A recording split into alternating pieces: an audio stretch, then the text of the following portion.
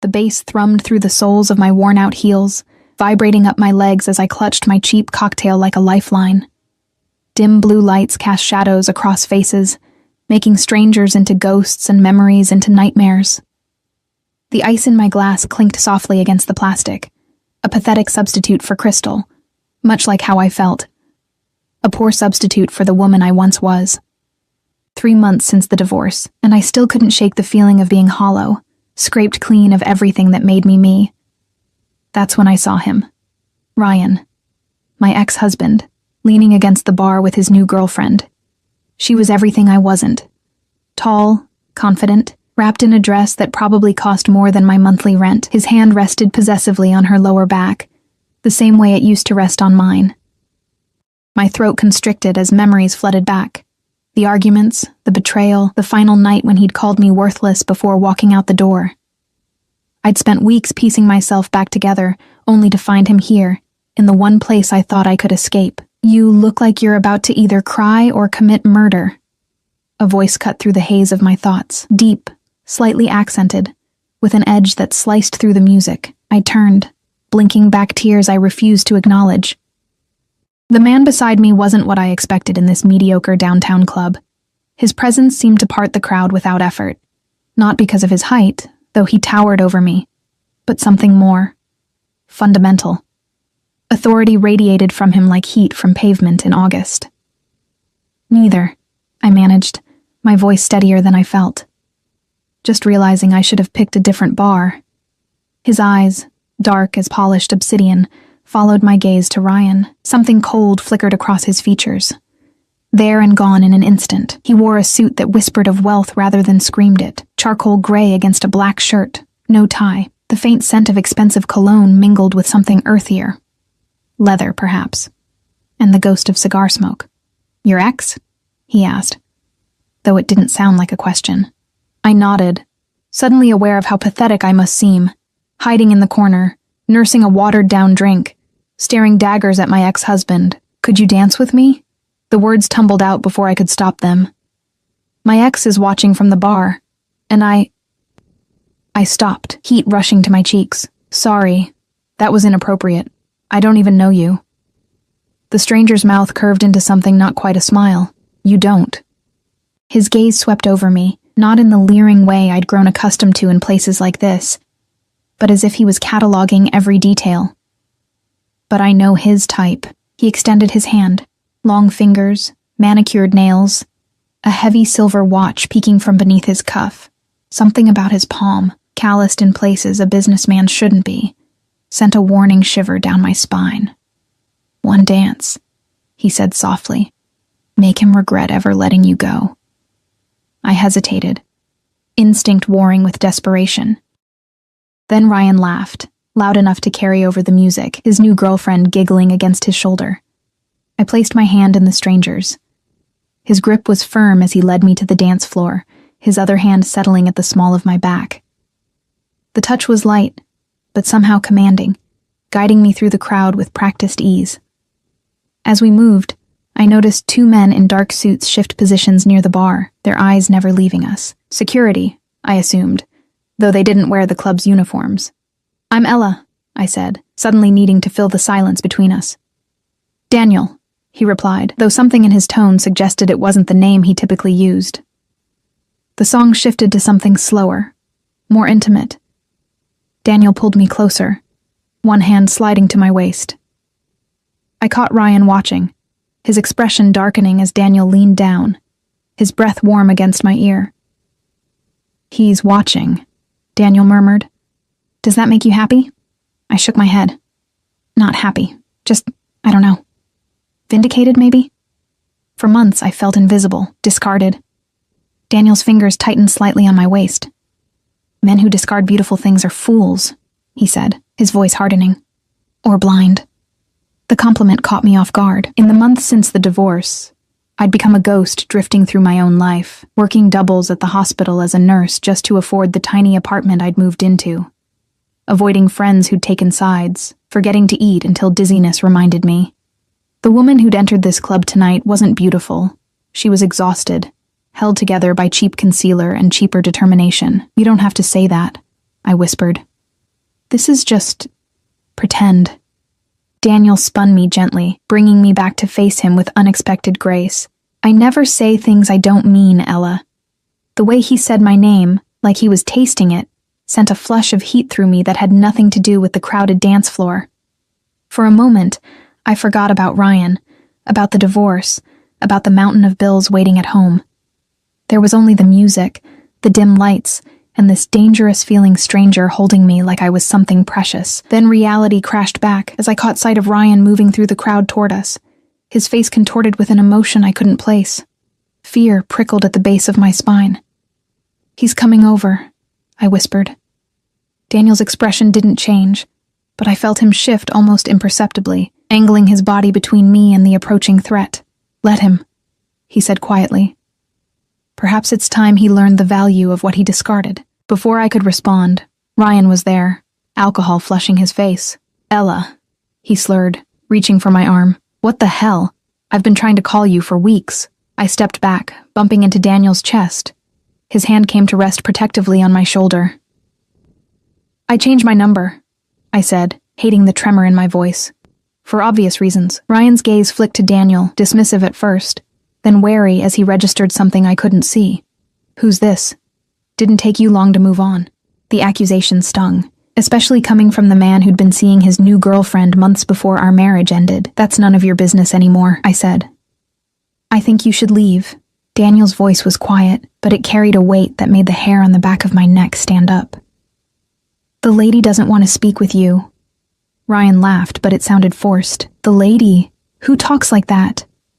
He stepped closer, alcohol emboldening him. "Stay out of this, man.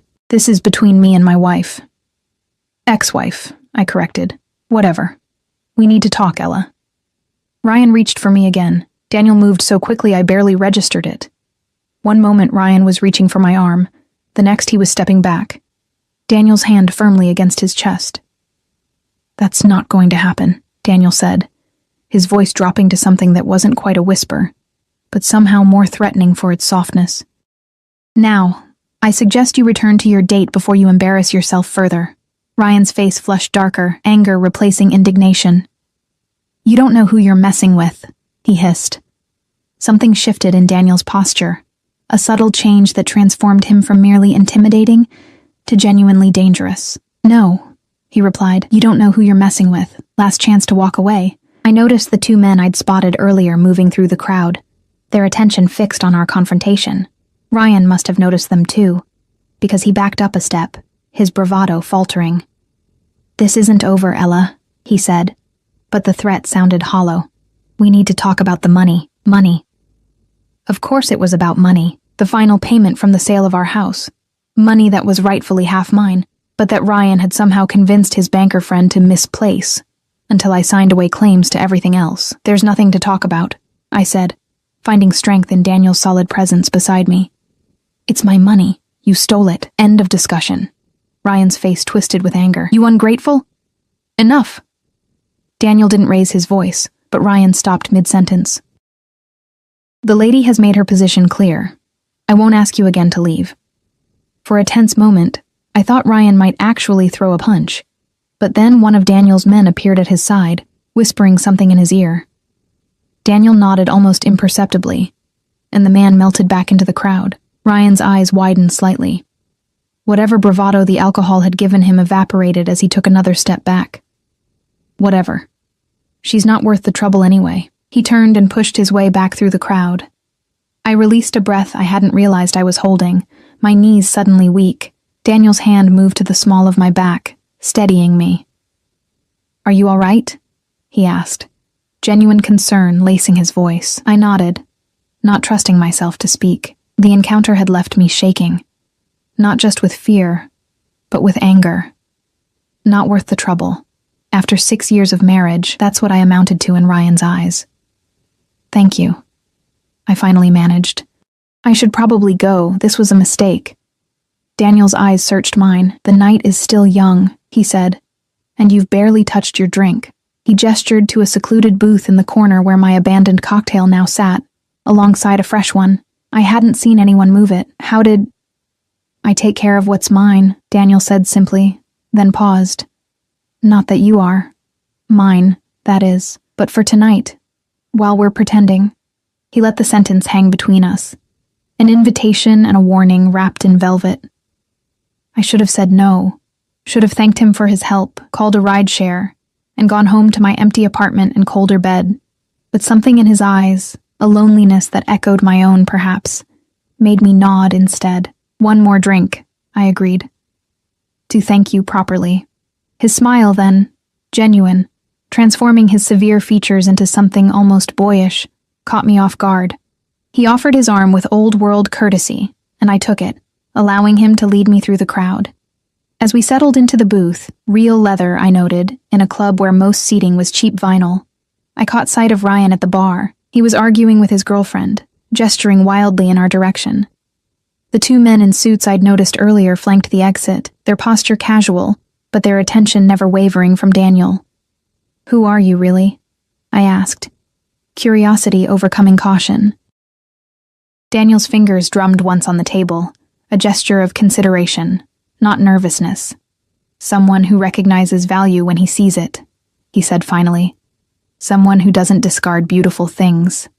I took a sip of my fresh drink, top-shelf vodka, not the rail liquor I'd ordered before. "That's not an answer. It's the only one that matters tonight," he replied. His phone vibrated on the table. He glanced at it, his expression hardening momentarily, before he silenced it without responding. "Important?" I asked. "Nothing that can't wait?" He slipped the phone into his pocket. "Tell me about yourself, Ella. What do you do when you're not making fools jealous in nightclubs?" The question was light, playful even, but I sensed genuine interest behind it. "I'm a nurse," I said. "Emergency department. Not very glamorous, but it pays the bills. Most of them anyway." Daniel leaned forward slightly. "A healer. That suits you." "Because I look nurturing?"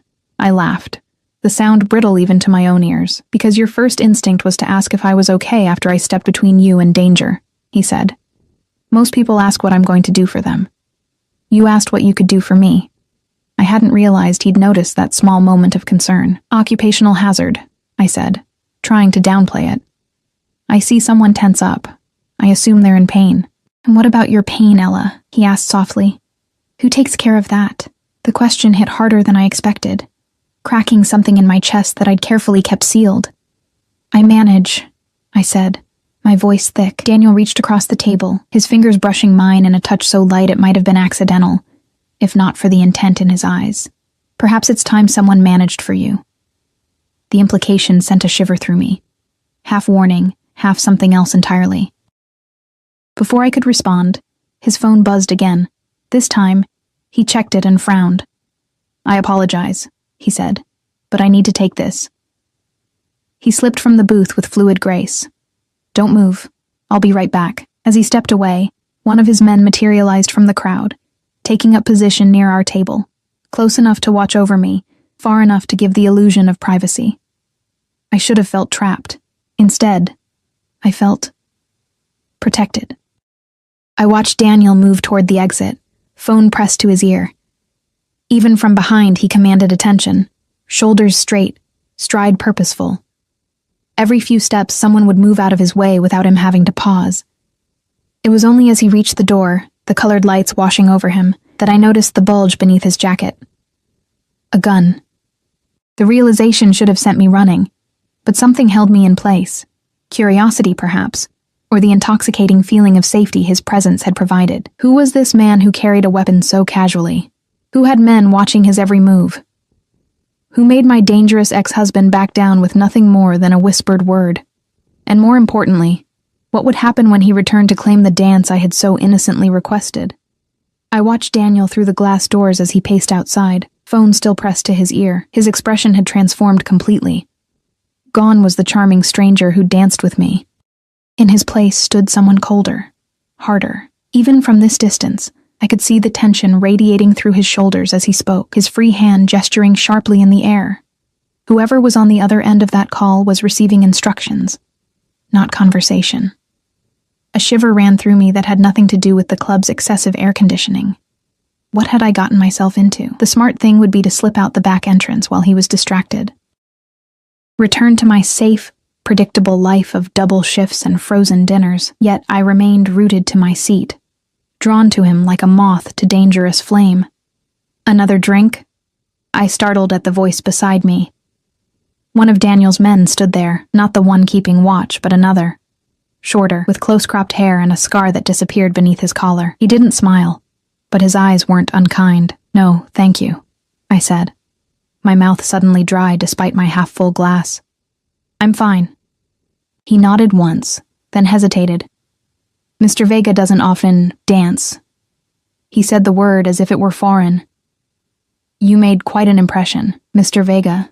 Not Daniel, then, or not just Daniel." "Is that supposed to make me feel special?"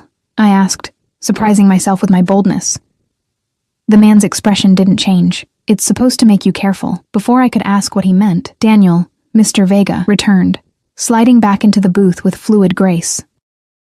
The hardness I'd glimpsed outside had vanished, replaced once more by the charming mask he'd worn earlier, but now I knew it was just that. A mask. "I apologize for the interruption," he said, his voice warm as he dismissed his man with a subtle nod. "Business never sleeps, unfortunately." "What kind of business keeps men with guns on payroll?" The question slipped out before I could stop it, emboldened by the vodka and the lingering adrenaline from confronting Ryan. Daniel went still, his dark eyes studying me with new intensity. The silence stretched between us until I thought I might shatter from the tension. "The successful kind," he finally said, his voice dropping to a register that made my skin prickle. "Does that frighten you, Ella?" It should have.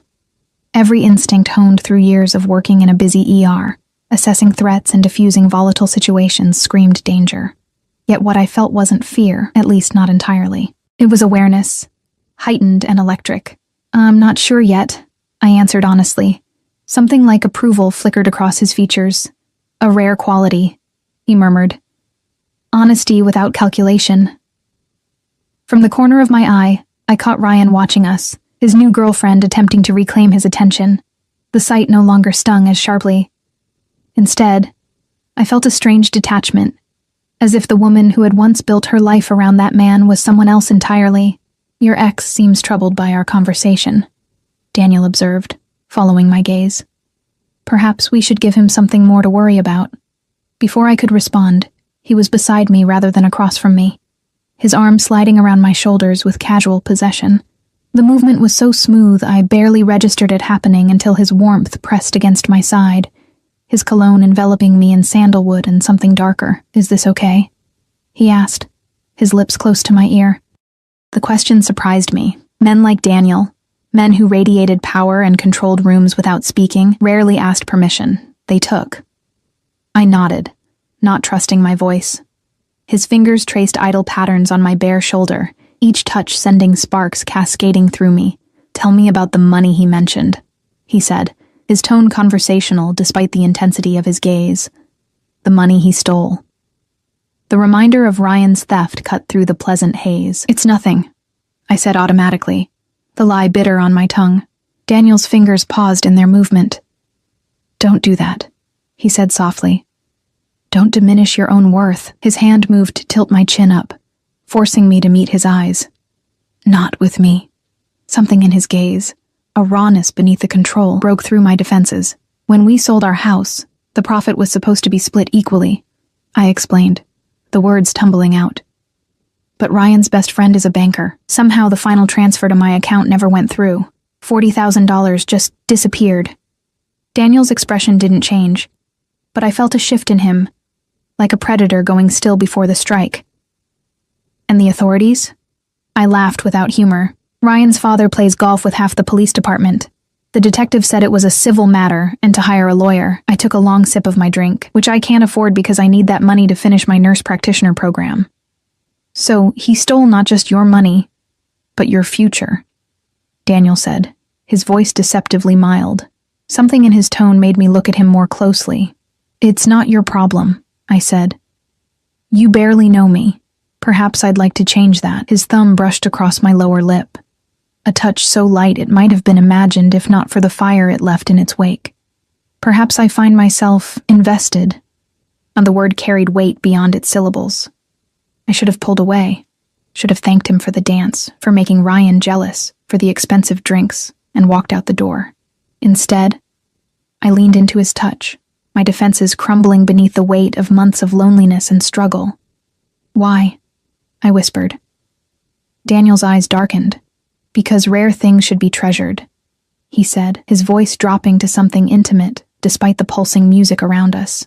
"Because a man who would discard someone like you doesn't deserve to breathe the same air." The intensity of his declaration should have frightened me. Instead, it awakened something I'd thought dead, a flicker of worth, of being valued. His phone vibrated again. This time he ignored it entirely, his focus fixed on me with unnerving intensity. "Come to dinner with me tomorrow," he said. Not a question, but not quite a command either. Reality crashed back like a cold wave. "I can't," I said, regret coloring my voice. "I have a double shift at the hospital the following night then." I hesitated. "I don't make a habit of going to dinner with armed strangers." A smile curved his lips, transforming his face into something almost boyish, despite the danger that clung to him like shadow. "Then perhaps we should become better acquainted."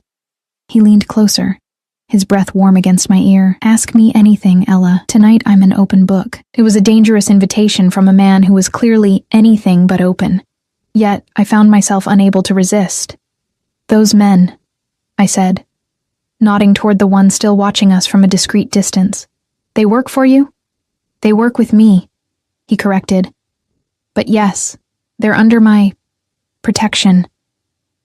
"And what do you protect them from?" His expression shifted, becoming contemplative. "The world is full of predators, Ella. Men who take what isn't theirs." His gaze flickered meaningfully toward Ryan. "I provide balance." It wasn't really an answer, but it told me more than he'd probably intended. "You're not in legal imports, are you?" I asked, the pieces falling into place with alarming clarity. Daniel laughed, the sound genuine and warm. "Not exclusively, no." His fingers resumed their idle patterns on my shoulder. "Does that bother you? The gray areas?" I considered the question honestly. As a nurse, I dealt with ethics daily. The letter of the law versus what was right for my patients. "I think," I said slowly, "that justice and legality aren't always the same thing." Something like surprise flickered across his features, there and gone in an instant. A nuanced perspective, not what I expected. "What did you expect?" "Judgment. Fear. A hasty departure." His lips quirked. The usual reactions when people begin to see beneath the surface.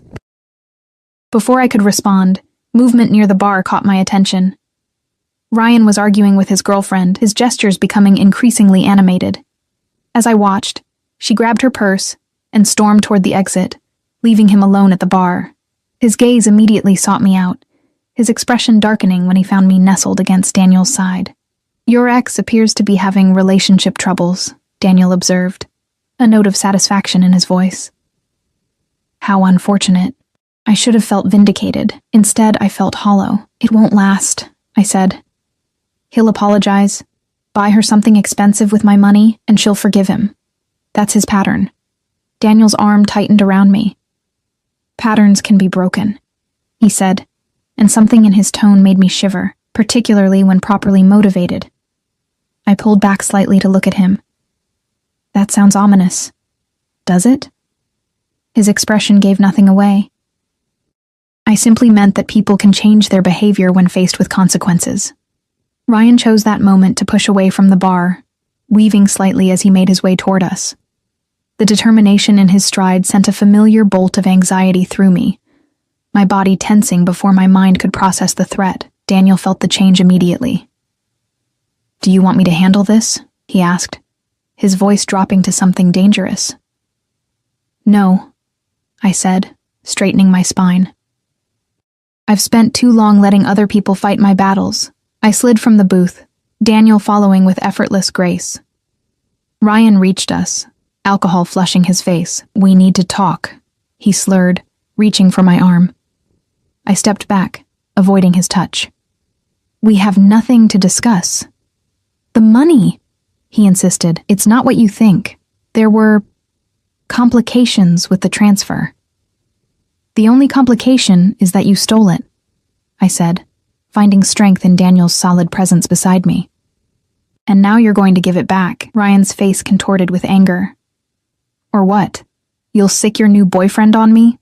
He turned to Daniel, his judgment impaired enough to miss the warning signs that even I could now recognize. The subtle shift in stance, the stillness that preceded action. Who the hell are you anyway? Someone you don't want to antagonize. Daniel replied, his voice cold enough to freeze the air between them. Someone who's quickly losing patience with your disrespect. Ryan laughed, the sound ugly. Disrespect? She's my wife. Ex-wife, I corrected again, anger replacing fear. And I'm not your property. I never was. The lady has made herself clear, Daniel said. This is your final warning to walk away. Ryan's face flushed darker. Or what? He never finished the sentence. One of Daniel's men appeared at Ryan's side, whispering something in his ear that drained the color from his face. Ryan's eyes widened as he looked at Daniel with new understanding, an unmistakable fear. Vega, he whispered, the name falling from his lips like a curse. You're Daniel Vega. The name clearly meant something to Ryan that it hadn't to me. Daniel merely inclined his head slightly, neither confirming nor denying. Ryan backed away, hands raised. This is just a misunderstanding, he stammered. No disrespect intended. I didn't know she was with you. She wasn't, Daniel replied, his voice soft but carrying. But she is now. The possessive declaration should have angered me. Instead, it sent a thrill of something dangerous and electric down my spine. Ryan continued his retreat, nearly stumbling in his haste to put distance between us. As he disappeared into the crowd, I turned to Daniel. Who are you? I asked, the question carrying more weight than before. Why is he so afraid of you? Daniel considered me for a long moment, as if weighing how much truth I could handle. I'm someone who ensures debts are paid, he finally said. And your ex-husband has just realized he's significantly overdrawn. The implications of his words sank in slowly, reality rearranging itself around this new information. You're not just in gray areas of business, I said carefully.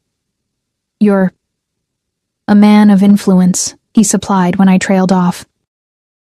In circles most people prefer not to acknowledge. A mafia boss, or something close enough that the distinction didn't matter. I should have been terrified, should have walked, run, away from him and never looked back. Yet all I felt was a strange calm, as if pieces of a puzzle were finally clicking into place. Are you going to hurt him? I asked, surprising myself with how steady my voice remained. Daniel's expression softened slightly. Would it bother you if I did? I considered the question honestly, thinking of the nights I'd cried myself to sleep after discovering Ryan's affairs, the humiliation of having to borrow money from my sister to pay rent when he emptied our joint account, the casual cruelty of his dismissals. It should, I said finally. But I don't know if it would. Something like approval flickered in Daniel's eyes. Honesty, he murmured. Refreshing. He offered his hand palm up, an invitation, not a demand. Come, this place has lost its appeal. I hesitated, standing at a crossroads I hadn't anticipated when I'd entered the club hours earlier. Behind me lay safety, predictability, the comfort of known boundaries. Before me, with his hand extended and danger clinging to him like expensive cologne, stood something else entirely. Risk, yes, but also possibility. Where would we go? I asked, temporizing. Somewhere quieter, where we can talk without interruption. His eyes held mine, intense, but not threatening. My driver is outside. He'll take you home whenever you wish to leave, whether that's 5 minutes or 5 hours from now. It was the assurance of freedom, of choice, that finally decided me. I placed my hand in his fingers closing around mine with gentle strength. Let me get my coat, I said. Daniel shook his head slightly, and one of his men materialized beside us, my worn peacoat draped over his arm. I hadn't even seen him retrieve it from the coat check. Efficient, I murmured as Daniel helped me into it, his hands lingering on my shoulders. I prefer to anticipate needs before they're expressed, he said, his voice low near my ear, a philosophy that extends beyond business.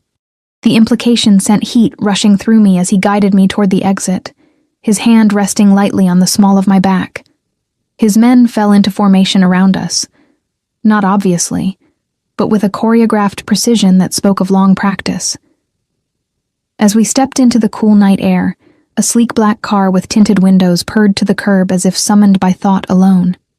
"Last chance to change your mind," Daniel said quietly as the driver opened the rear door. I looked back at the club, its neon sign flickering in the darkness, then at the man beside me, dangerous, powerful, and watching me with an intensity that made my breath catch. "I'm not changing my mind," I said, and stepped into the unknown. The interior of the car enveloped me in luxurious darkness. Butter-soft leather seats, the subtle glow of ambient lighting, and a privacy partition already raised between us and the driver. As Daniel slid in beside me, I noticed the vehicle was larger than it had appeared from outside, with ample space between us and facing seats that remained empty. Armored, I suspected, though I wouldn't have known how to tell for certain. "Comfortable?" Daniel asked as the car pulled smoothly away from the curb. I nodded, suddenly hyper-aware of the intimacy of our surroundings. My worn dress, the nicest thing I still owned after selling most of my wardrobe to cover rent, felt shabby against the opulence surrounding me. Daniel, however, looked as if he'd been born to occupy such spaces. His posture relaxed, yet alert, one arm stretched along the back of the seat behind me. "Where are we going?" I asked, watching the city lights blur past tinted windows. "A place I own on the waterfront," he replied. "Private, secure." Warning bells should have been clanging in my mind at the thought of going to a strange man's home, especially a man who had all but admitted to criminal connections. Yet the danger that radiated from Daniel didn't feel directed at me. If anything, it felt like a shield, a barrier between me and a world that had shown little mercy these past months. "You're very trusting," he observed, reading my thoughts with unsettling accuracy. "Am I?" The corner of his mouth lifted. Most women wouldn't get into a car with a man they've just met, particularly one whose reputation clearly disturbs their ex-husband. I turned to face him fully. "I'm not most women."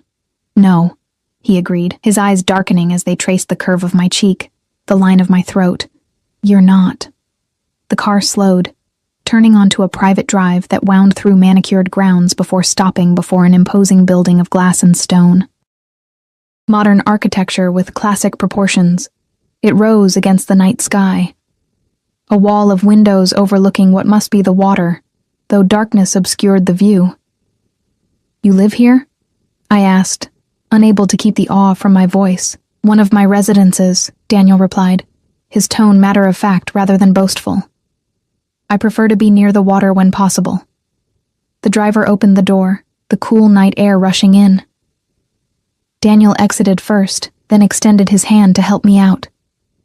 As my heels touched the pavement, I noticed we weren't alone. Discreet figures patrolled the perimeter, while a man in a tailored suit approached with respectful deference. "Mr. Vega," he greeted, then nodded to me. "Ma'am?" "Anything I should know about Marco?" Daniel asked, his hand settling at the small of my back with casual possession. "Nothing urgent, sir. The situation from earlier has been addressed. Something passed between them, an entire conversation in the space of a glance." Daniel nodded once, dismissing him. "Ensure we're not disturbed unless it's truly necessary." "Of course, sir." As we approached the entrance, glass doors slid open silently, revealing an interior that matched the exterior's understated elegance. High ceilings, minimalist furnishings in cream and charcoal, with occasional splashes of deep burgundy providing contrast.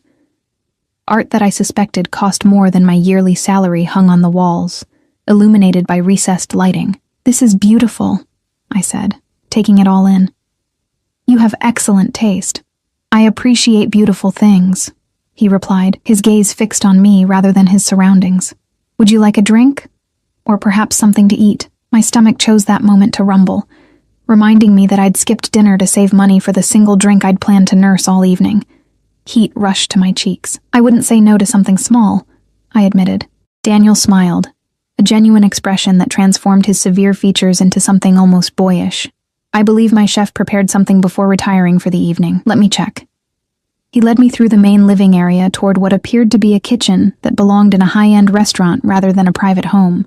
Stainless steel appliances gleamed under recessed lighting, and a marble island dominated the center of the space. Daniel moved with comfortable familiarity, opening a massive refrigerator to reveal containers labeled with elegant script. Grilled salmon with roasted vegetables or... He checked another container. Beef tenderloin with truffle mashed potatoes? The casual offer of food that would cost half a day's wages at a restaurant reminded me sharply of the disparity between us. Either is fine, I said, suddenly uncomfortable. Really, just a small plate. Daniel paused, studying me with that penetrating gaze that seemed to see beneath surfaces. You don't need to minimize your needs with me, Ella, he said quietly. Not ever. The statement, delivered with such conviction, cracked something inside me, a wall I'd built around my vulnerabilities after months of having them used as weapons against me. The salmon sounds wonderful, I managed, my voice thicker than I'd intended. He nodded, retrieving the container and transferring its contents to a plate with unexpectedly deft movements. Wine?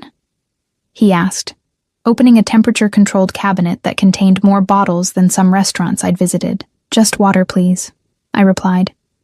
I have an early shift tomorrow. Daniel inclined his head, filling a crystal glass from a filtered tap. As he moved around the kitchen, I noticed how the dangerous edge I'd sensed in him at the club hadn't disappeared. It had merely been channeled into controlled efficiency. Every movement was deliberate, economical, yet somehow graceful. Let's eat in the sitting room, he suggested, arranging the plate and glasses on a silver tray. It's more comfortable. He led me to a space off the main living area, more intimate in scale, with a fireplace that sprang to life at the touch of a button. Floor-to-ceiling windows revealed the view that had been obscured by darkness outside, the city skyline reflected in dark water, lights shimmering like fallen stars. The view is incredible, I said, drawn to the windows as Daniel set the tray on a low table before a plush sofa. It's why I chose this place, he replied, coming to stand beside me. Water is honest in ways people rarely are. It can't help but show you exactly what it is. Peaceful or turbulent, shallow or deep. I turned to find him watching me rather than the view, his expression contemplative. Is honesty important to you? I asked. Critically, he said without hesitation. In my position, lies are costly. I considered this as I moved to the sofa, sitting at one end while Daniel took the other, leaving space between us that somehow felt more intimate than if he'd sat closer. He gestured toward the food. Please, eat. The salmon was perfectly cooked, the flavors delicate and complex. I hadn't realized how hungry I was until the first bite hit my tongue, awakening an appetite I'd been suppressing for too long, both literally and metaphorically. This is amazing, I said after swallowing. Your chef is talented. I'll pass along your compliments, Daniel replied, watching me with something like satisfaction as I took another bite. He takes pride in his work. As I ate, silence settled between us, not uncomfortable but weighted with unspoken questions. Finally, I set down my fork, the plate half empty, but my curiosity no longer containable. Why am I here, Daniel? I asked directly. Why bring a woman you just met to your home? Feed her dinner? Make her ex-husband nearly wet himself with fear? A smile ghosted across his lips at the last part. Perhaps I enjoy your company. There must be dozens of women who would enjoy your company without the complication of angry exes and financial problems. Hundreds, he agreed without false modesty. But they want what I represent, not who I am. And you think I'm different? I challenged. You know nothing about me. I know you're a nurse who works in emergency medicine, he countered. I know you were married for 6 years to a man who betrayed you, divorced you, then stole money that was rightfully yours. I know you live alone in an apartment you can barely afford while working double shifts to make ends meet. I stared at him, shock washing through me. How could you possibly know all that? Daniel's expression remained impassive. Your ex mentioned 6 years when he called you his wife. Your hands, competent, steady, with short nails practical for medical work, suggest healthcare. The way you assessed the room when we entered, cataloging exits and potential threats, speaks to emergency training. The rest... He shrugged one shoulder elegantly. Context and observation. It was both impressive and unnerving to be read so thoroughly by a near stranger. So you've deduced I'm a hard luck case, I said, unable to keep the bitterness from my voice. Is that why I'm here? You feel sorry for me? No. The word was sharp, almost angry. Pity is the last thing I feel for you, Ella. Then what? I pressed. Daniel set his glass down with deliberate care. I recognize something in you, he said finally. Something rare. Strength without hardness, vulnerability without weakness. His eyes met mine, their intensity almost physical. Do you know how unusual that is, to find someone who has been broken but not destroyed? Who remains soft despite having every reason not to be? His words struck with uncanny accuracy, piercing defenses I hadn't realized I still maintained. You can't know that about me from one evening, I whispered, though a part of me wondered if he somehow could. Can't I? He moved closer, the space between us shrinking until I could feel the heat radiating from his body. Tell me I'm wrong. I couldn't. For all his dangerous edges and questionable business, Daniel had seen straight to the core of me with disconcerting clarity. The realization left me feeling exposed, vulnerable in ways that had nothing to do with physical danger. What do you want from me? I asked. My voice barely audible. Daniel's hand rose to my face, his fingers tracing the curve of my cheek with exquisite gentleness. Everything, he said simply. But I'll settle for the chance to know you. Truly know you. The honesty in his voice, raw, almost painful in its intensity, shattered whatever resistance remained. I leaned into his touch, closing my eyes as his palm cupped my face. You don't even know my last name, I murmured. Martinez, he replied without hesitation. Ella Martinez, 32 years old, graduated from St. Catherine's nursing program 5 years ago, currently employed at Mercy General's emergency department, working on a nurse practitioner degree part-time, until your ex-husband's theft forced you to put your education on hold. My eyes flew open, shock jolting through me like ice water. How do you... I told you, Daniel said, his thumb brushing across my lower lip, silencing my question. I protect what interests me. That requires information, fear, and something darker, more primal, twisted through me. You had me investigated, while we were at the club. He didn't deny it. The moment you asked me to dance. I should have been outraged, should have pushed his hand away, demanded he take me home, deleted this entire evening from my memory.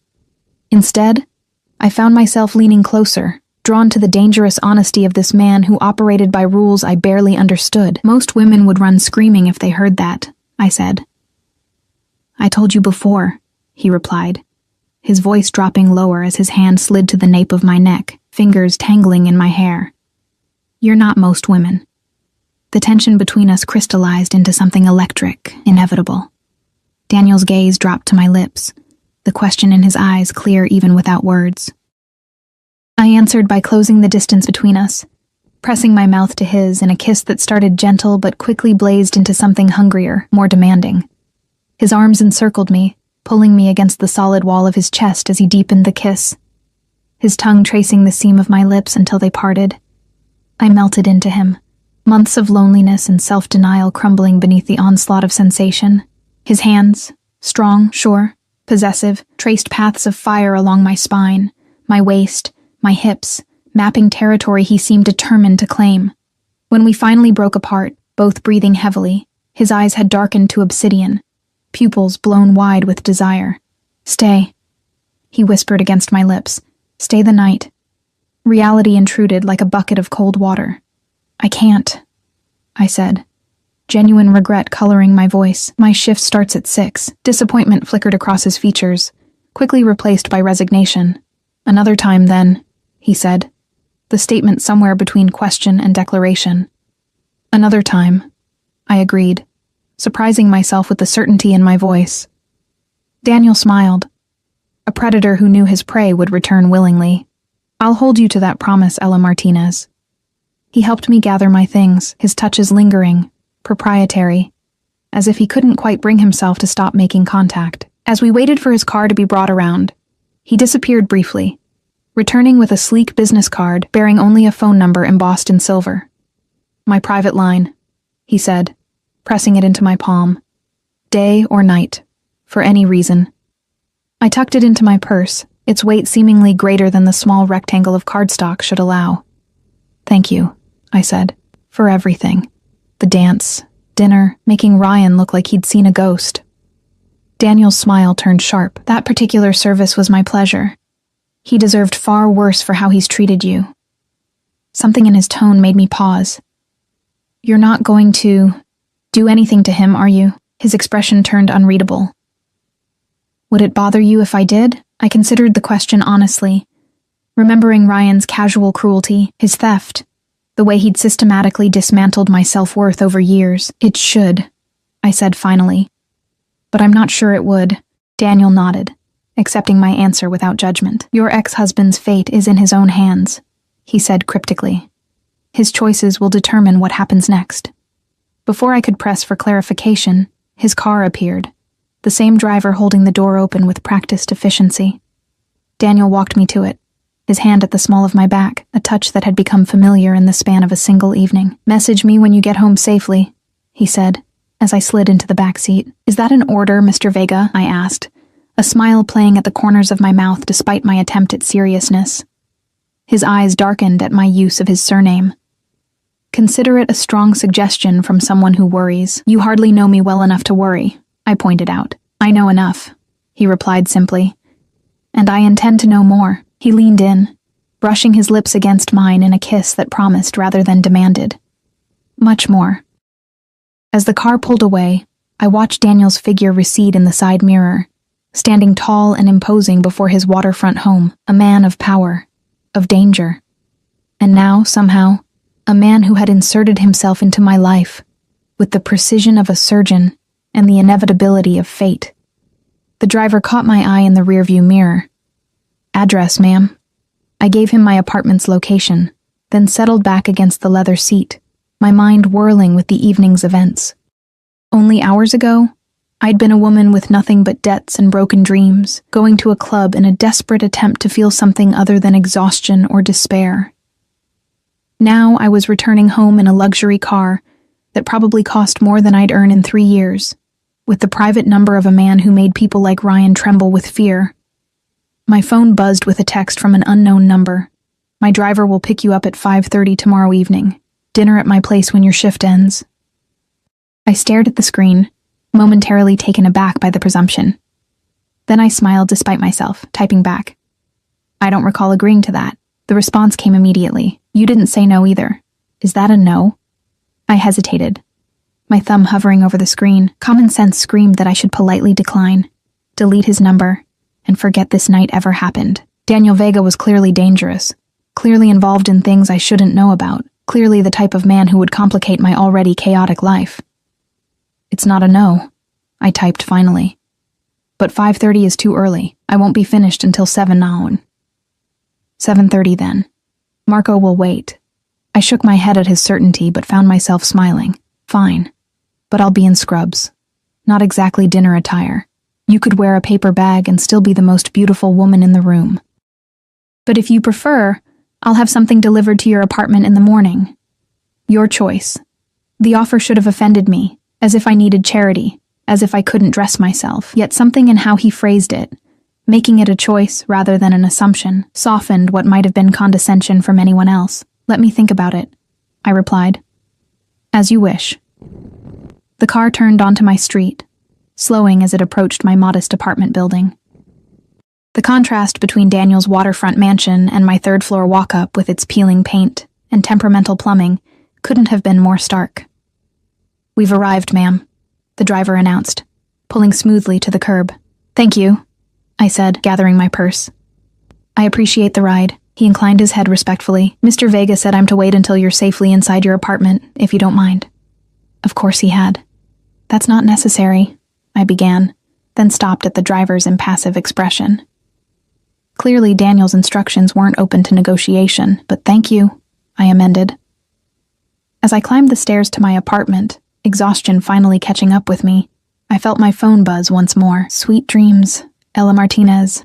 Tomorrow can't come soon enough. I smiled, tucking the phone away without responding. As I unlocked my door, I glanced back toward the street where Daniel's car remained, a sleek shadow against the night. Only after I'd closed and locked my door behind me did its headlights flare to life, illuminating the empty street before disappearing around the corner. Inside my small apartment, everything looked exactly as I'd left it. Dishes drying in the rack, nursing textbooks stacked on the coffee table, the worn quilt my grandmother had made folded over the back of my secondhand sofa. Yet nothing felt the same. Or perhaps it was I who had changed, transformed in the space of one evening, from a woman trying to disappear into a woman being seen, truly seen. Perhaps for the first time, I touched my lips, still sensitive from Daniel's kisses, and wondered what tomorrow would bring. Morning arrived with cruel efficiency, my alarm blaring at 5 a.m. For a disoriented moment, I wondered if I'd dreamed the entire evening. The club, Ryan's confrontation, Daniel's unexpected intervention. Then my phone lit up with a new message, dispelling any notion that last night had been a figment of my imagination. Good morning, Ella. I hope you slept well. There's a package being delivered to your apartment at noon. You're under no obligation to accept it, but I hoped you might consider wearing it tonight. Either way, I'm looking forward to seeing you at 7:30. I stared at the screen, torn between amusement and wariness at Daniel's persistence. Before I could decide how to respond, a second message appeared. Oh, and I've taken the liberty of sending coffee and breakfast to your hospital. It should arrive at the nurse's station by 7. I remember how grueling 12-hour shifts can be without proper fuel. The thoughtfulness of the gesture caught me off guard. Most men I'd known, Ryan included, had treated my career as an inconvenience rather than a calling. They'd complained about my hours, my exhaustion, the way hospital emergencies disrupted carefully made plans. Daniel, a virtual stranger, had somehow intuited what I needed most on a long shift day. Sustenance and caffeine. That's very kind, I typed back, but unnecessary. His response was immediate. Kindness is never unnecessary, particularly toward those who deserve it most. I found myself smiling as I prepared for work, moving through my morning routine with an energy I hadn't felt in months. As I pulled on my scrubs, I caught sight of myself in the mirror. Cheeks flushed, eyes bright with something that looked suspiciously like hope. I barely recognized the woman staring back at me. The hospital was its usual controlled chaos when I arrived. The emergency department already filling with early morning accidents and overnight admissions needing reassessment. I'd barely finished checking in when Maggie, the charge nurse, cornered me with narrowed eyes. "Spill it," she demanded, hands on her ample hips. "Spill what?" I asked, feigning innocence as I tucked my stethoscope around my neck. "Don't play dumb," she said, lowering her voice. "You waltz in here looking like the cat that got the cream, after months of resembling a walking corpse." Something happened. I hesitated. Maggie had been my rock through the divorce, covering shifts when I needed to meet with lawyers, bringing homemade casseroles when I forgot to eat, offering her couch when I couldn't bear to be alone. If anyone deserved the truth, it was her. Yet how could I explain Daniel Vega, a man whose very name had made Ryan pale with fear? "I met someone," I said finally, keeping it simple. "Last night, it's new." Maggie's expression softened. "About damn time. Ryan the Rat has dominated your life for too long. What's the new guy like?" Before I could formulate a suitable response that didn't include words like dangerous or possibly criminal, the emergency department doors swung open. 2 delivery men entered, carrying trays from the upscale cafe across from the hospital, a place most of us only visited on paydays, when the splurge felt justifiable. "Delivery for the emergency department nursing staff," the lead man announced. "Compliments of Mr. Vega." Heads turned, curious eyes landing on me as my cheeks flushed crimson. Maggie's eyebrows shot toward her hairline. "Mr. Vega, huh?" she murmured, as the deliveryman set up a spread of pastries, fruit, yogurt parfaits, and a carafe of premium coffee that made the break room sludge seem like dishwater in comparison. "As in Daniel Vega?" I stiffened. "You know him?" Maggie gave me a long look. "My brother's on the force. There are rumors." And she pulled me aside as our colleagues descended on the unexpected feast. "Ella, honey, do you know what you're getting into?" "Not really," I admitted. "But I'm not as naive as I look." She studied me for a moment, then sighed. "Well, at least he has good taste in breakfast and women. Just be careful, yeah?" I nodded, grateful for her concern, but increasingly certain that careful was no longer in my vocabulary where Daniel Vega was concerned. The shift progressed in the usual blur of patients, charts, and minor emergencies. But the breakfast Daniel had sent kept our team fueled, and, more importantly, made me the subject of endless speculation. By midday, I'd fielded so many questions about my mysterious benefactor that I was almost relieved to be called to the trauma bay for a multi-vehicle accident. Hours later, as I was finally catching my breath, my phone buzzed with a notification from my building's security system. A delivery had been left at my door. A large box wrapped in cream-colored paper with a simple black ribbon, Daniel's package, right on schedule. The rest of my shift passed in a haze of anticipation, curiosity gnawing at me as I wondered what lay inside that elegant package. When 7 o'clock finally arrived, I practically sprinted from the hospital, fatigue forgotten in my hurry to get home and discover what Daniel had sent. The box sat exactly where the security photo had shown, untouched outside my apartment door. I brought it inside, setting it on my bed with a mixture of excitement and trepidation. The ribbon came undone with a gentle tug, the wrapping paper falling away to reveal a glossy black box beneath. Inside, nestled in tissue paper, lay a dress that made my breath catch, deep emerald silk that shimmered as I lifted it, the fabric flowing like water through my fingers. It was simple in design, elegant rather than ostentatious, with a draped neckline and fitted waist that would hug my curves without being vulgar. Beneath it lay a matching set of undergarments in delicate black lace, a pair of heels I suspected would fit perfectly, and a small velvet jewelry box containing teardrop emerald earrings that caught the light with hypnotic intensity. The entire ensemble probably cost more than 3 months of my rent. A card tucked into the corner of the box read simply, "No expectations, only hopes. D." I stood for a long moment, conflicted. Accepting such lavish gifts after one evening together seemed precipitous at best, dangerous at worst, yet the care evident in the selections, the modest yet elegant cut of the dress, the comfortable height of the heels, the subtle rather than flashy jewelry, spoke of consideration rather than presumption. My phone buzzed with a text from Daniel. "The car will arrive in 20 minutes. Should I redirect it? Decision time. I could send the car away, return the untouched gifts tomorrow, retreat to the safety of my predictable life. Or I could step into the unknown, accept the dress and everything it potentially symbolized. No need to redirect," I typed back. "I'll be ready." His response was immediate, as if he'd been waiting with phone in hand.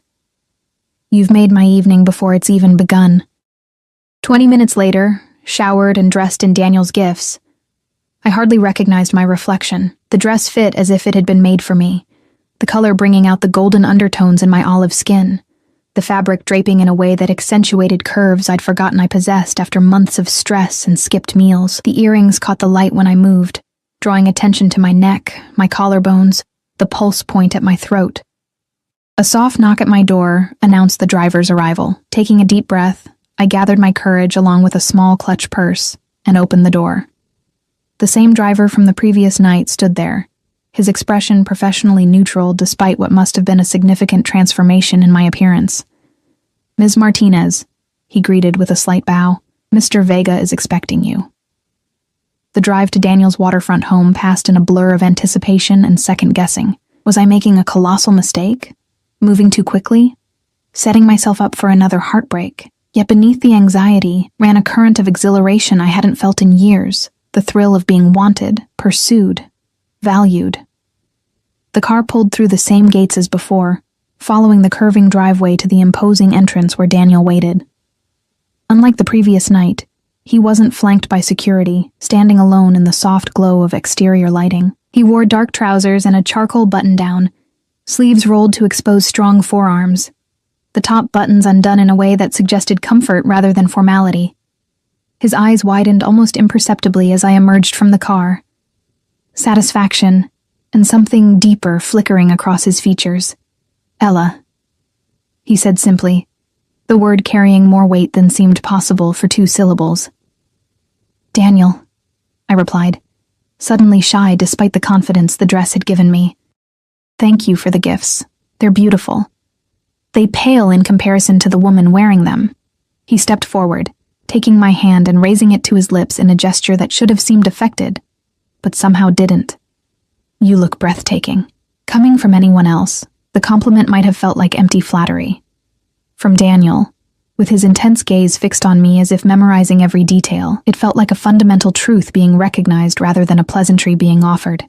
"Come," he said, not releasing my hand as he led me inside. Dinner is almost ready. The interior of his home was different tonight, warmer somehow, with soft music playing and candles flickering on surfaces. He guided me through to a terrace I hadn't seen the previous evening, overlooking the water with the city lights twinkling in the distance. A table had been set for two, complete with fine china, crystal glasses, and a centerpiece of white roses and greenery that complemented rather than overwhelmed the setting. "This is lovely," I said, genuinely moved by the effort evident in every detail. Daniel pulled out my chair, waiting until I was settled before taking his own seat across from me. "I wanted tonight to be special," he said. "A proper beginning, rather than the chaotic introduction we had yesterday." A beginning. The word held promise, possibility, and no small measure of danger. Before I could respond, a man in chef's whites appeared, serving the first course with professional efficiency before disappearing back into the house. "I hope you don't mind," Daniel said, noting my surprise. "I asked my chef to prepare dinner for us tonight. I wanted to be fully present with you, not distracted by cooking." The meal that followed was exquisite. Course after perfectly executed course, each paired with wines that Daniel described with the knowledge of a connoisseur but without pretension. Throughout, our conversation flowed with surprising ease, moving from my work at the hospital to his childhood in Argentina, from books we'd both enjoyed to music that moved us. He listened when I spoke, not with the feigned interest I'd grown accustomed to from men waiting for their turn to talk, but with genuine engagement, asking questions that showed he valued my thoughts. Conspicuously absent from our discussion were specifics about his current business dealings, the source of his obvious wealth, or the reason Ryan had reacted with such fear upon recognizing him. Daniel neither avoided nor highlighted these omissions, simply steering the conversation toward areas we could share openly. As dessert, a delicate chocolate soufflé that melted on the tongue was served. Daniel's phone vibrated on the table. He glanced at it, a slight crease appearing between his brows, but made no move to answer. "Important?" I asked, echoing my question from the previous night. "Nothing that can't wait," he replied, silencing the device and returning it to his pocket.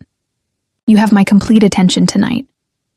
The intensity of his focus, unwavering since my arrival, both thrilled and unsettled me. "You're very good at that, you know." "At what?" "Making a person feel like they're the center of the universe," I said. "Is that a natural talent or something you've cultivated?" A smile played at the corners of his mouth. "A bit of both, perhaps, but with you, it requires no effort." He reached across the table, his fingers brushing mine. "You captivate me, Ella Martinez." Heat rushed to my cheeks at the simple contact and the sincerity in his voice. "I'm just a nurse with too much student debt and an apartment I can barely afford," I said, attempting lightness. "Hardly captivating material." Daniel's expression turned serious. "Don't do that," he said quietly. "Don't diminish yourself, not with me." The gentle reprimand struck a chord, reminding me of how thoroughly I'd internalized Ryan's dismissals, his subtle devaluations, until I'd begun to echo them myself. "Sorry," I murmured. "Old habit. One I'd like to help you break," Daniel said, his fingers now entwining with mine. "You deserve to be valued, Ella. To be treasured." The words hung between us, weighted with meaning beyond their surface. I wondered suddenly what Daniel saw in me that I couldn't see in myself, what value this powerful, dangerous man found in a woman who had been so thoroughly discarded. "Why me?" I asked, the question that had lingered since our first encounter finally finding voice. "You could have anyone. Why choose someone with so much baggage?" Daniel considered the question, his thumb tracing patterns on my palm that sent shivers up my arm. "Everyone has baggage," he said finally. "The difference is in how they carry it." His eyes met mine, dark and intent. "You carry yours with grace, with resilience. It hasn't hardened you or made you cruel. That's rare. Precious."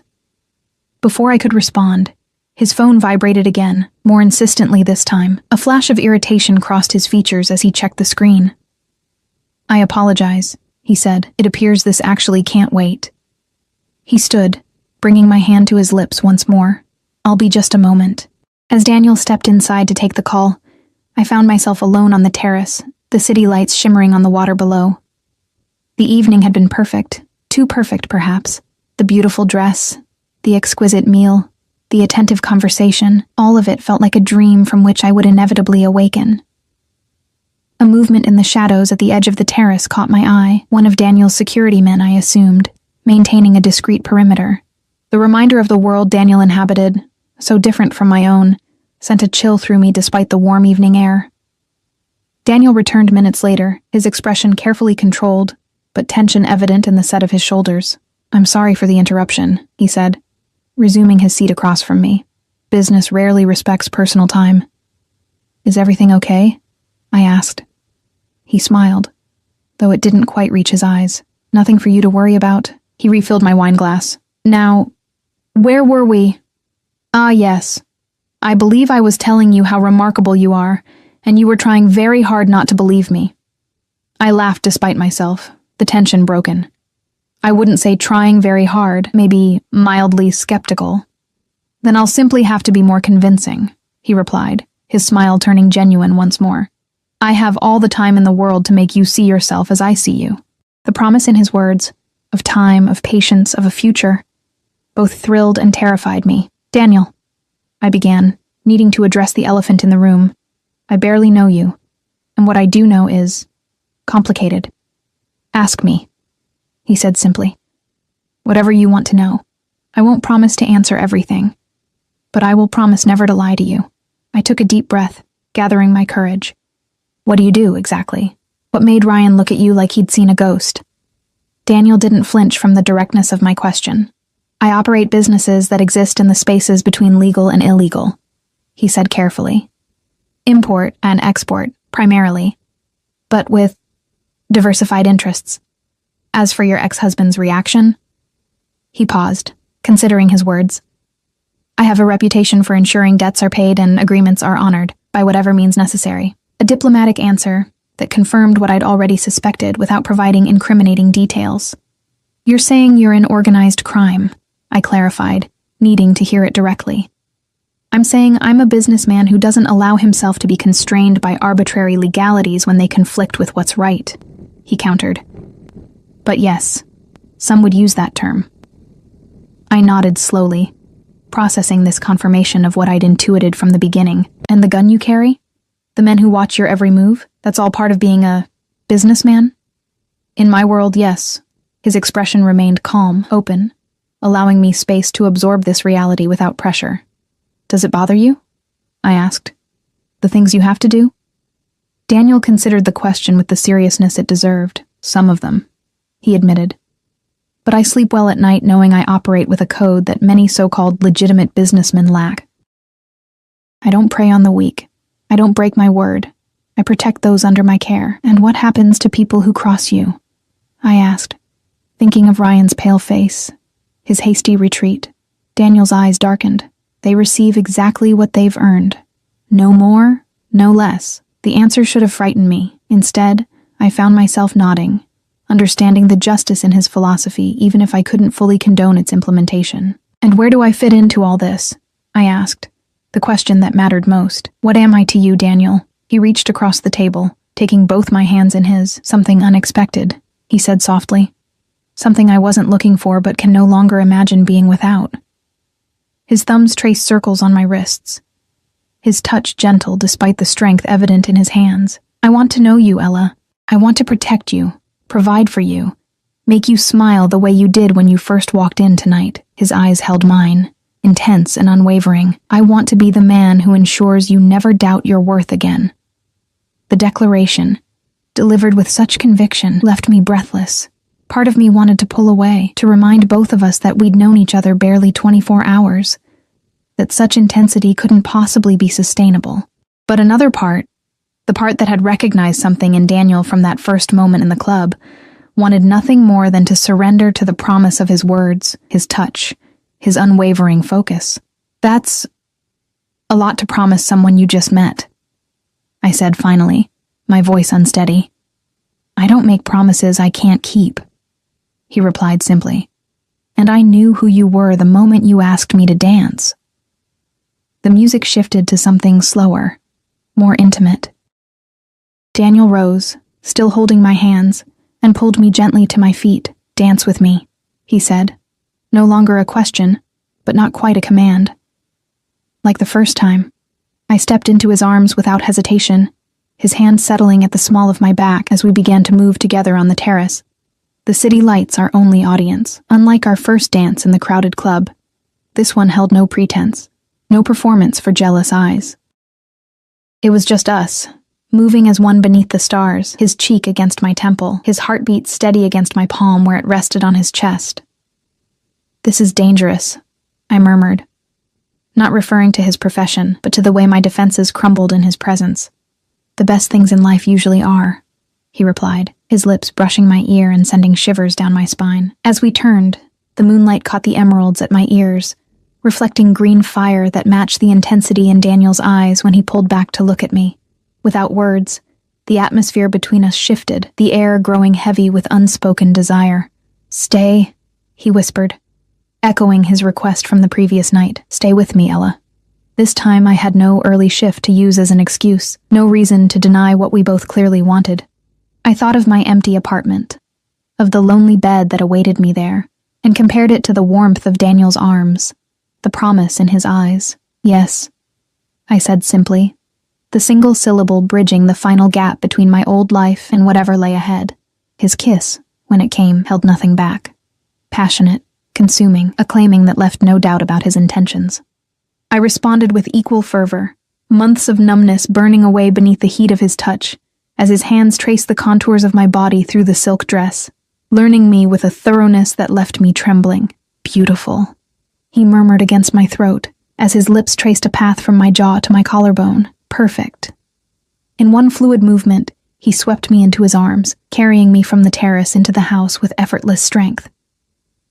I wrapped my arms around his neck, marveling at how right it felt to be held by him, to surrender to the current that had pulled us together from that first moment in the club.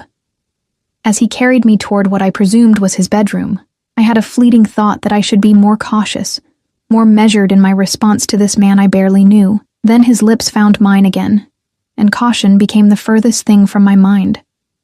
Whatever tomorrow might bring, tonight I would be his, and he would be mine.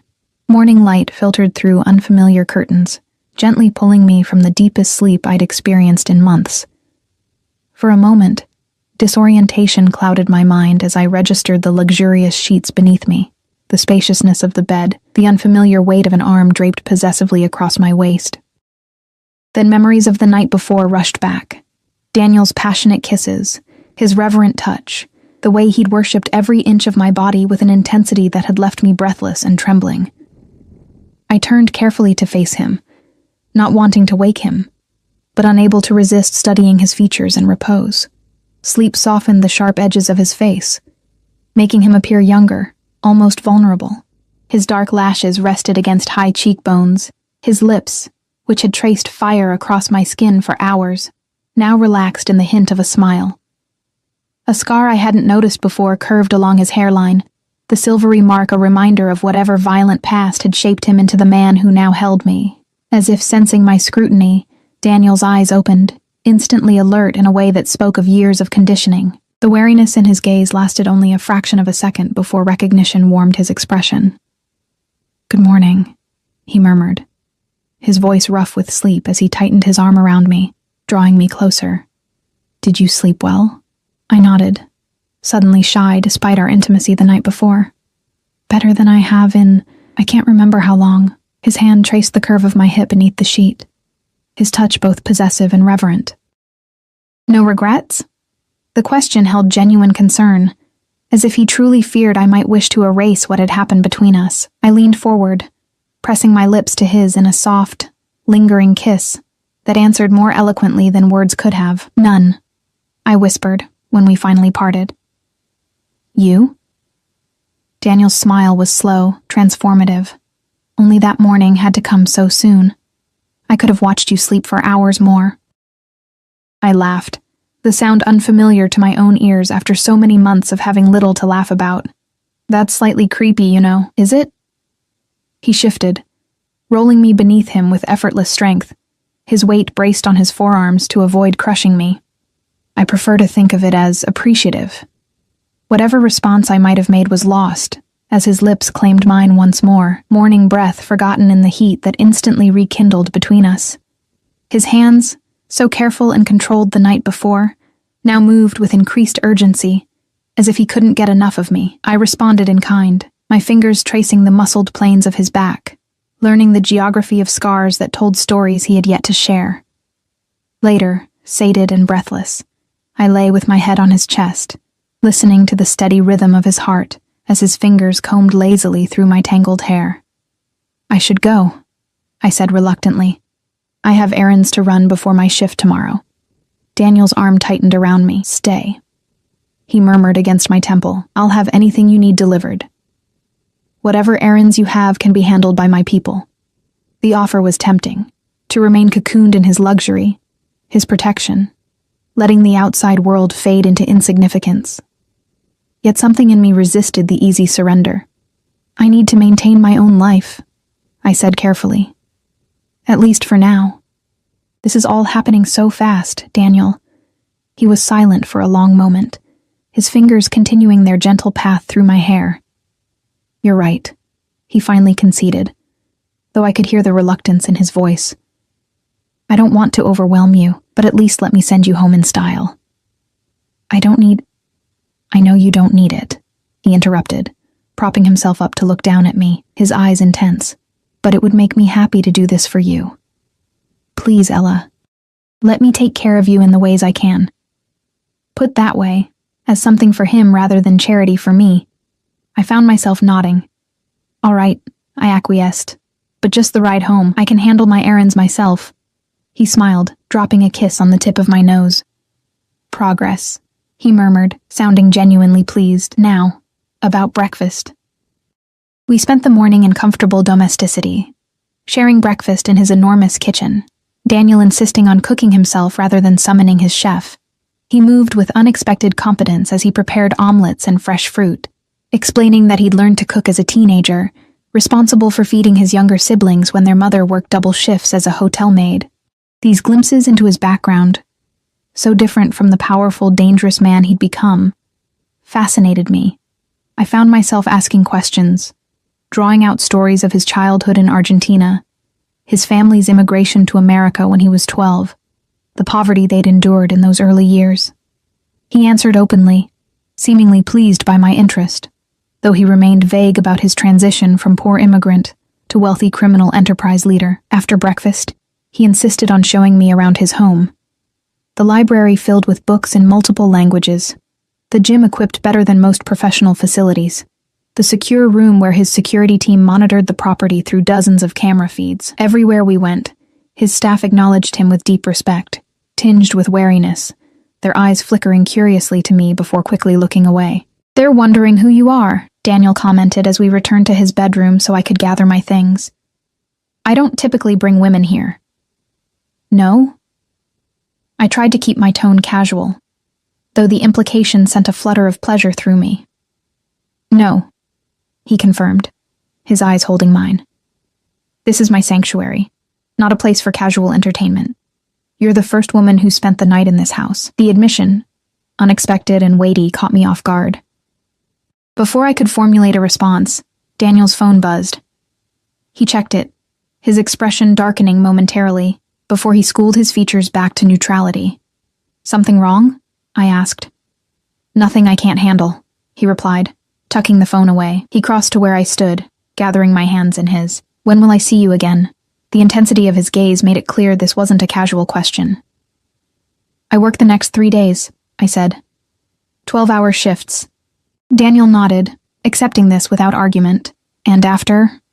I'm off Thursday, I offered. But I usually use that day to catch up on laundry, groceries, real-life stuff. Have dinner with me Thursday evening then, he suggested. I'll pick you up at 7. And Ella? He hesitated, something almost vulnerable flickering in his eyes. I'd like to take you somewhere public. A proper date, if you're comfortable with that. The request surprised me. I'd assumed Daniel would prefer to keep our relationship, if that's what this was becoming, private, hidden from the public eye given his professional activities. that he wanted to be seen with me, to acknowledge whatever was developing between us openly, touched me in unexpected ways. "I'd like that," I said, squeezing his hands. "Very much." His smile, genuine, almost boyish, transformed his entire face. "Good." He pulled me close, dropping a kiss on my forehead. "Now, as much as I hate to let you go, my driver is waiting to take you home." The return to my apartment was jarring. The cramped space, the temperamental plumbing, the secondhand furniture, all stark reminders of the disparity between Daniel's world and mine. Yet as I unpacked the overnight bag his staff had somehow assembled for me, including a toothbrush, toiletries, and even a change of clothes, I found myself smiling at the thoughtfulness evident in every detail. My phone chimed with a message from Daniel. "Missing you already. The house feels empty without your presence." I clutched the phone to my chest, a girlish gesture I would have mocked myself for just days earlier. How had this happened so quickly? How had this dangerous, complicated man slipped past my defenses with such effortless precision? "I miss you too," I typed back before I could overthink it. "Thank you for everything." His response came immediately, no thanks necessary. "You bring light to my shadows, Ella. Rest well tonight." The next 3 days passed in a blur of hospital shifts, text messages from Daniel, and unexpected deliveries, lunch for my entire department one day, a basket of my favorite snacks. How had he learned those? The next, and finally, an elegant leather-bound planner with my shifts already marked, delivered with a note reading simply, "To help me count the hours until I see you next." Each gesture should have felt excessive, even smothering. Yet Daniel balanced attentiveness with respect for my independence, never demanding responses when I was working, never questioning my schedule or commitments. His care manifested not in control, but in consideration, in the consistent message that I mattered, that my comfort and happiness were priorities to him. By the time Thursday evening arrived, I found myself counting the minutes until 7, eager to see him again in a way that both thrilled and terrified me. I'd just finished applying lipstick, wearing the emerald dress from our first dinner, having nothing else remotely suitable for whatever upscale restaurant Daniel likely had in mind, when my phone rang with an unfamiliar number. "Hello?" I answered, expecting perhaps Daniel's driver announcing his arrival. "Ella, it's Maggie from the hospital." My colleague's voice was tight with tension. "I hate to do this, but we've got a multi-car pileup coming in, at least 8 critical patients. We're activating disaster protocol and calling in all available staff." My heart sank, disappointment warring with professional duty. "I'll be there as soon as I can," I promised, already mentally shifting gears. As I ended the call, I stared at my reflection in the mirror, dressed for a romantic evening, but about to head into trauma chaos instead. With a sigh, I dialed Daniel's number. "Ella." He answered on the first ring, his voice warming at my name. "I was just thinking about you." "Daniel, I'm so sorry," I began, the words tumbling out. "There's been a major accident. The hospital's called me in. I can't make dinner tonight." A brief silence then. "Of course. Your patients need you." No argument, no guilt trip, just immediate understanding. "Is there anything you need? I could have food sent to the hospital for your team, or—" "That's very thoughtful," I interrupted, touched by his offer. "But the hospital will handle that for major incidents. I just wanted to apologize for canceling so last minute." "You have nothing to apologize for," Daniel said firmly. "Saving lives takes precedence over dinner reservations. We'll reschedule when things calm down." Relief flooded through me at his easy acceptance. "Thank you for understanding. I should be going. I need to change and get to the hospital." "Of course. Be safe, Ella. And I'm proud of what you do. Never forget that." The sincerity in his voice stayed with me as I rushed to change into scrubs and head to the hospital, his words a warm glow amid the stress of the emergency ahead. The night that followed was among the most chaotic of my nursing career. Multiple trauma victims, desperate surgeries, the organized frenzy of an emergency department pushed to its limits. Hours blurred together as we fought to stabilize patients, prepare them for surgery, comfort distraught family members. By dawn, exhaustion had settled into my bones, my scrubs stained with blood and antiseptic, my mind numb from the relentless pace. As my shift finally ended, I stumbled toward the staff lounge, intent only on collecting my things and finding my way home to collapse into bed. I pushed open the door to find Maggie speaking with a familiar figure. Daniel, immaculate in a casual suit despite the early hour, holding a tray of coffee cups and a bag from the bakery across the street. Daniel? I stopped short, certain my exhausted mind was playing tricks on me. What are you doing here? He turned, relief evident in his face as he took in my disheveled appearance. Ella, he said simply, crossing to me with quick strides. Are you all right? I'm fine, I assured him, acutely aware of my appearance, hair escaping its ponytail, dark circles under my eyes, the general disarray of 16 hours in trauma. Just tired. But what are you doing here? It's 6 a.m. Daniel's hand rose to my cheek, his touch gentle as he tucked a stray strand of hair behind my ear. I couldn't sit at home knowing you were dealing with this, he said quietly. I brought breakfast for your team and a ride home for you if you'd like it. The thoughtfulness of the gesture brought unexpected tears to my eyes, fatigue lowering my emotional defenses. Maggie cleared her throat behind us, reminding me we weren't alone. I'll just distribute these to the team, she said tactfully, taking the coffee tray from Daniel. Thank you, Mr. Vega. It's very appreciated after the night we've had. As she left, giving us privacy, Daniel drew me into his arms, uncaring about the stains on my scrubs or my general dishevelment. You look exhausted, he murmured against my hair. Let me take you home. I nodded against his chest, too tired to argue, too touched by his presence to question it. How did you know I'd be finishing now? I asked as he guided me toward the exit, his arm supportive around my waist. I called the emergency department every few hours, he admitted. Your colleague, Maggie, eventually took pity on me and told me when your shift would end. The image of Daniel Vega, dangerous, powerful man that he was, repeatedly calling a hospital emergency department to check on a nurse he'd known barely a week, struck me as both absurd and incredibly endearing. You didn't have to do that, I said as we reached his car, the driver opening the door for us with practiced efficiency.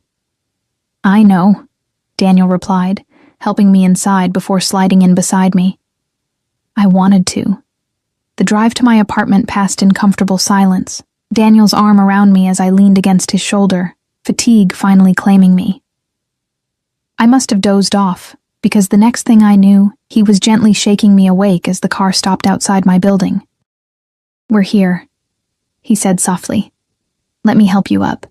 Too exhausted to protest, I let him guide me to my apartment, fumbling for my keys only to have him gently take them from my trembling hands. Once inside, he led me straight to my bedroom, helping me sit on the edge of the bed. You need rest, he said, kneeling to remove my shoes. Is there anything you need first? Food? A shower? I shook my head, beyond words in my exhaustion. Daniel nodded, understanding, helping me lie down before pulling the covers over me. Sleep, he murmured, pressing a kiss to my forehead. I'll check on you later. I caught his hand as he turned to leave. Stay, I whispered, the word an echo of his own request days earlier. Just to sleep. I don't want to be alone right now. Something softened in his expression as he nodded, removing his jacket and shoes before stretching out beside me on the narrow bed that seemed laughably inadequate after the expanse of his own. He gathered me against his chest, one arm wrapping protectively around me as if to shield me from the horrors I'd witnessed during my shift. I've got you, he murmured. His voice the last thing I heard before sleep claimed me completely. When I woke hours later, the afternoon sun filtering through my blinds, I found the bed empty beside me but could hear movement in my small kitchen. Following the sounds, I discovered Daniel at my stove, cooking what smelled like tomato sauce, my tiny kitchen transformed by bags of groceries on the counter and a vase of fresh flowers on my rickety table. You're still here, I said, surprised and touched that he hadn't left while I slept. He turned, his expression brightening at the sight of me. Of course. You asked me to stay. He gestured toward the stove. I'm making pasta. You need to eat something substantial after your shift. The domesticity of the scene, this dangerous man cooking in my humble kitchen, grocery shopping for me while I slept, struck me with its incongruity. Yet somehow, it felt right, as if the universe had finally aligned in ways I couldn't have anticipated but desperately needed. Thank you, I said simply, the words inadequate for the emotion swelling in my chest. Daniel set down his cooking spoon, crossing to where I stood to take my face gently between his hands. You don't need to thank me for basic consideration, Ella, he said, his eyes searching mine. This is what people do when they care about each other. Is that what we're doing? I asked softly. Caring about each other? His expression turned serious, almost solemn. I think you know it's more than that, at least for me. The admission hung between us, weighty with implication despite its brevity. We'd known each other barely a week, yet the connection between us had developed with an intensity that defied conventional timelines. I should have been frightened by it, should have backed away from the precipice before us. Instead, I found myself stepping closer to the edge. For me, too, I whispered, admitting what I'd been trying to deny even to myself. It's more for me, too. Daniel's eyes darkened at my words, his thumbs tracing gentle paths along my cheekbones. I know this is fast, he said, his voice low and intense. I know my life is complicated, dangerous in ways yours shouldn't be. I know you have every reason to walk away from this, from me, before you get in any deeper. But, I prompted, hearing the unspoken word in his pause. But I don't want you to, he finished, raw honesty in every syllable. I want you in my life, Ella, not as a temporary diversion, not as an accessory, as an essential part of who I am becoming with you. The declaration stole my breath, its depth catching me unprepared despite the growing awareness of what had been developing between us. Before I could formulate a response, a sharp knock at my door broke the moment. Daniel tensed instantly, one hand moving reflexively toward his waist, where I suspected a weapon was concealed. Are you expecting someone? He asked, his voice dropping to a dangerous register. I shook my head, puzzled. No one. With a fluid motion, Daniel positioned himself between me and the door. Wait here, he instructed. All warmth vanished from his tone as he moved silently across the room. He checked the peephole, his body language shifting from alert tension to cold fury in an instant. It's your ex-husband, he said, his voice deadly quiet. Alone. My stomach dropped. Ryan? What could he possibly want? Let's find out, Daniel replied, his hand on the doorknob. Stay behind me. Before I could protest, he opened the door to reveal Ryan standing in the hallway, hand raised to knock again. My ex-husband's expression shifted from determination to shock to fear in rapid succession as he registered Daniel's presence in my apartment. Vivega, he stammered, taking an instinctive step backward. You were just what? Daniel asked, his voice deceptively soft. Dropping by uninvited to harass Ella after stealing $40,000 from her? Is that what you were just doing? Ryan's face paled to an unhealthy gray. I can explain, he said, his eyes darting between Daniel's imposing figure and me, partially visible behind him. Ella, please just give me 5 minutes. It's important. Despite everything, the theft, the lies, the casual cruelty of our divorce, some part of me still responded to the desperation in his voice. 5 minutes, I agreed, stepping around Daniel despite his subtle gesture of protest. That's all. Daniel's expression darkened, but he stepped aside, allowing Ryan to enter while maintaining a position between us. 5 minutes, he echoed, the warning in his tone unmistakable. Ryan entered cautiously, his normally confident posture diminished by Daniel's presence. He carried a briefcase, clutching it like a shield before him. What do you want, Ryan? I asked, crossing my arms protectively across my chest. He swallowed visibly, glancing at Daniel before focusing on me. I brought this, he said, setting the briefcase on my small coffee table and opening it to reveal neatly stacked bundles of cash, $40,000, all of it, what I took from the house sale. Shock rendered me momentarily speechless. Ryan, who had fought tooth and nail to keep that money, who had leveraged his connections to ensure I couldn't access it, was suddenly returning it without legal proceedings. Why now? I asked, suspicion coloring my tone. Ryan's eyes flicked nervously to Daniel, who stood watching the exchange with predatory stillness. I realized I made a mistake, he said, the words clearly rehearsed. It wasn't right, what I did. You earned that money too. Bullshit, I said flatly, surprising both men with my vehemence. You've never done anything that didn't benefit you directly. What's the real reason? A flush of anger briefly overcame Ryan's fear. Does it matter? The money's yours, Take it and let's be done with each other. Daniel moved then, a subtle shift of weight that immediately recaptured Ryan's attention and drained the color from his face once more. Answer her question, he said quietly. Why now? Ryan's facade cracked, desperation leaking through. Fine.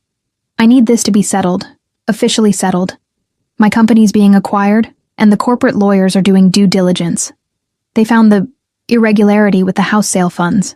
He ran a hand through his hair, a nervous gesture I remembered from our marriage. If there's any legal action pending, the acquisition could fall through.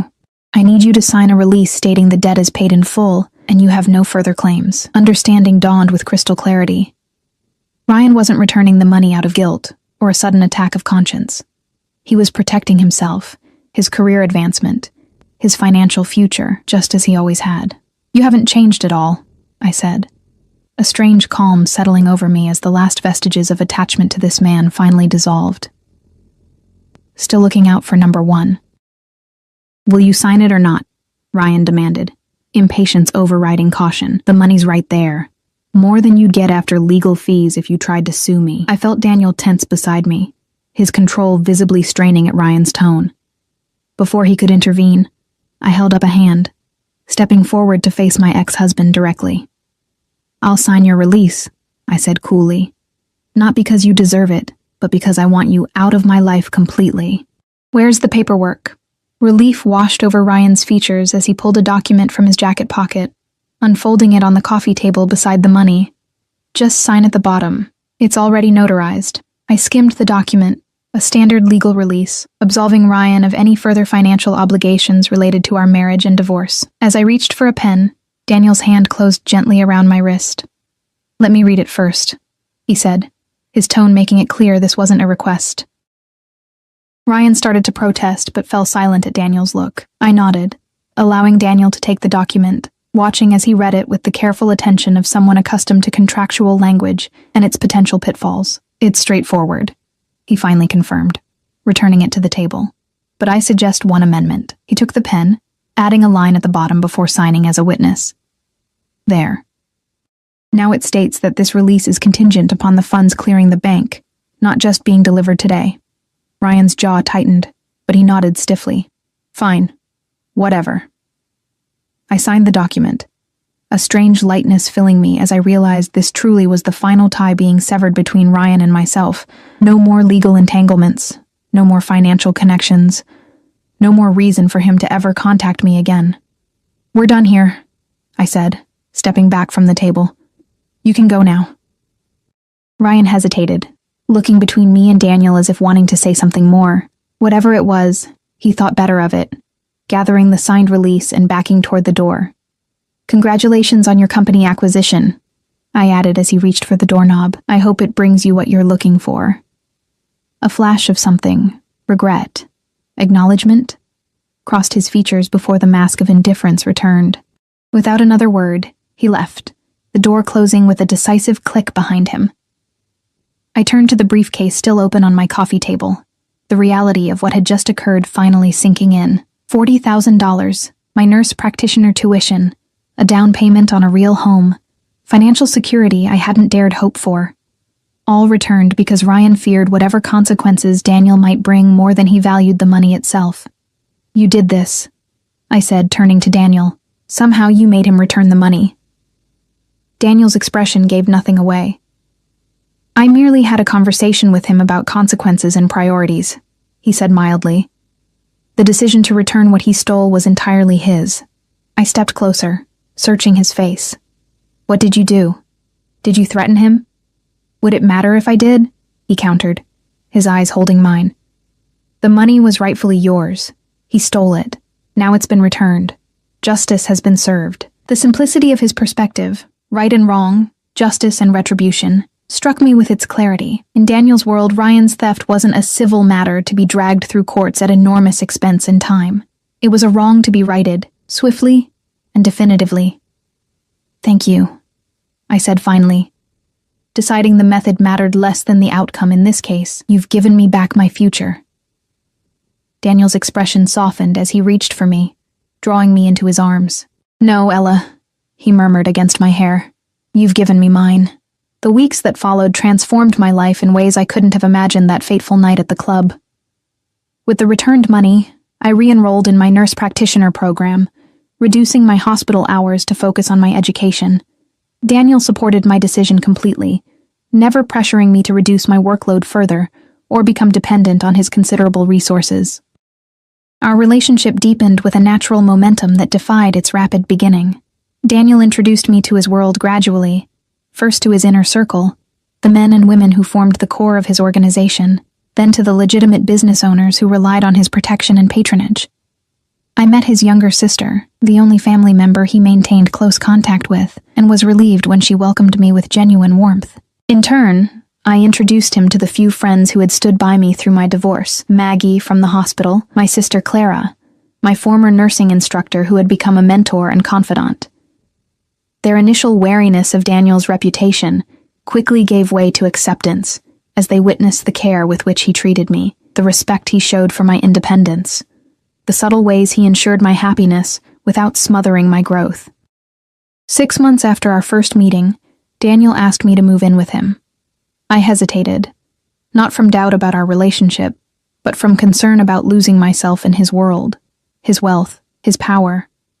I need to maintain my own identity, I explained as we discussed it on his terrace, the same spot where we'd first crossed the line from attraction to intimacy. I don't want to wake up one day and realize I'm just an appendage to your life. Rather than being offended, Daniel listened with typical intensity before making an unexpected proposal. What if we found a new place together? He suggested. Not my current house, not your apartment. Something we choose together, design together.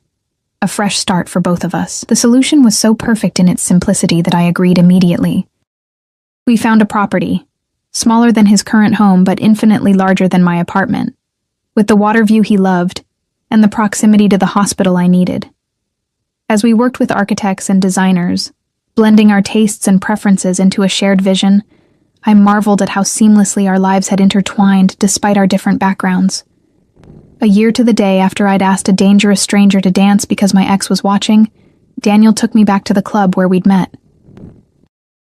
The place had been closed for the evening, bought out, I suspected, though Daniel never confirmed this, and transformed with soft lighting and flowers that matched the emerald dress I still kept as a reminder of our beginning. In the center of the dance floor, Daniel dropped to one knee, offering not just a ring, but a promise of protection without possession, of partnership without dominance, of a future where neither of us would have to face life's challenges alone. "You asked me to dance to make another man jealous," he said, his voice thick with emotion I rarely saw him display in public. "I danced with you and found the missing piece of myself. Marry me, Ella. Be my partner in all things." The ring he offered gleamed in the dim light, an emerald surrounded by diamonds, echoing the earrings he'd given me that first night, symbolizing the beginning of a journey I'd never anticipated, but now couldn't imagine living without. "Yes," I said simply, holding out my trembling hand. "Yes to everything."